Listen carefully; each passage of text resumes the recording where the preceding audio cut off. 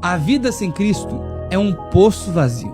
Uma vida sem Cristo pode até parecer cheia por fora, mas por dentro não tem nada. É aquela existência onde a pessoa tenta preencher o seu vazio com aplausos, com elogios, com dinheiro, com status, com romance, com vícios. Mas sabe que é a verdade? Mesmo cheio de coisas, a pessoa permanece vazia. Porque a verdade, existe um vazio dentro de nós, que não é falta de coisas, é falta de sentido. E uma vida sem Jesus é uma vida sem sentido. Jesus disse assim: eu sou o caminho, a verdade e a vida. Sabe o que eu aprendi? Sabe por que uma vida sem Jesus ela é sem sentido? Porque quando você anda sem Jesus, você não tem direção. Uma vida sem direção é uma vida perdida. Aprenda, Jesus é o único que pode preencher o vazio da sua alma. A alma só encontra descanso onde ela foi criada para habitar.